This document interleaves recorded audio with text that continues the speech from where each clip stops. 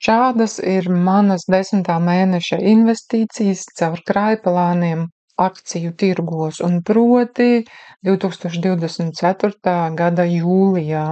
Tātad katru mēnesi es no jauna investēju 100 eiro caur Trade Republic krājplāniem, akciju tirgos un ETF fondos. Un šeit tu vari sekot līdzi manām izvēlēm. Atgādinu, ka šis video nav ne konsultācija, ne investīciju ieteikums.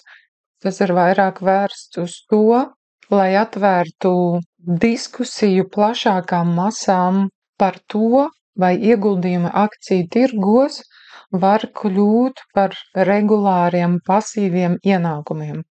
Jūlija investīcijā bija amerikāņu telekomunikāciju uzņēmums AT&T. Šeit tu redz arī pārējās darbības jūlijā, bet par tām es runāšu pie jūlija rezultātu izvērtējuma. Es investēju Volkswagenā 18 eiro, Rio Tinto ir derīgie izrakteņi 35 eiro caur krājplānu. Lincoln National ir Amerikas apdrošināšanas uzņēmums arī caur krājplānu 35 eiro. Un, protams, tas ir patīkami, ka par šādām mazām summām nav transakcijas maksas.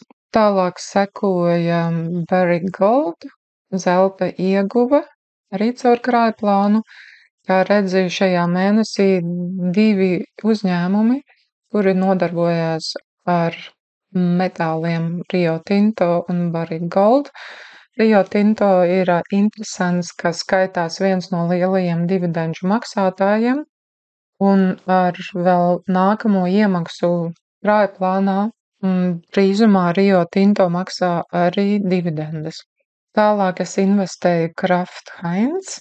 Tā būs pārtikas industrija, un LTC Properties, kas atkal ir nekustamo īpašumu reids, bet es neteikšu, ka es esmu ļoti apmierināta ar fundamentālajiem datiem, bet man ļoti patīk šī ideja, ka šis uzņēmums maksā dividendes katru mēnesi, tāpatās kā Realty Income, un ka šim reitam ir liela, bet prognozējama kursu svārstība.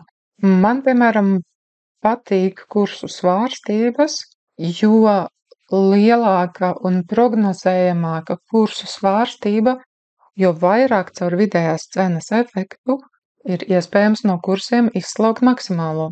Ja kāds man saka, ka baidās zaudēt naudu, tad priekš manis tas nozīmē to, ka šim cilvēkam vēl nav izstrādāta sava stratēģija, jo principā, ja akciju kursi stāvētu uz vietas, tad neviens nepelnītu. Un tā vienīgā atšķirība starp tiem, kas zaudē naudu un pelna naudu, ir tiem, ka ir savas stratēģijas. Ja tu vēlies iemācīties stratēģijas, par kurām tev nav bailes no kursu kritumiem, bet tu tos pat ar nepacietību gaidi, tad aicinu tevi uz investīciju spēli iesācējam, kur visus šos kalniņus var patrenēties ar spēļu naudu, spēles veidā un sacensības veidā, nevis vienkārši metot naudu tirgu un to sadedzinot. Starp citu, jo lielāka nauda bez stratēģijas tiek iemesta tirgos, jo lielāka nauda tiek sadedzināta.